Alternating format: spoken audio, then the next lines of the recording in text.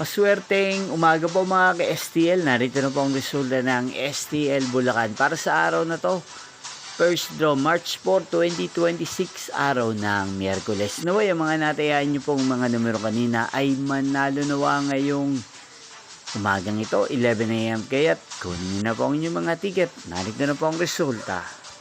Ang mga numerong nanalo sa STL Bulacan ngayong umagang ito, March 4, 2026, 11 AM. First draw result, 9 at 40. In exact order. Again, 9 at 40. At ngayong umagang ito sa STL Bulacan, natin pong i-shoutout si Ate Rose ng Bulacan. Shoutout po sa inyo, Ate Rose. Sana po ay nasa maayos kayong alagayan. At sa lahat po ng mga taga Bulacan, shoutout po sa inyong lahat. Inyo pong napanood ang resulta ng STL Bulacan. Magkita-kita pong muli tayo mamayang 4 PM. Thank you for watching.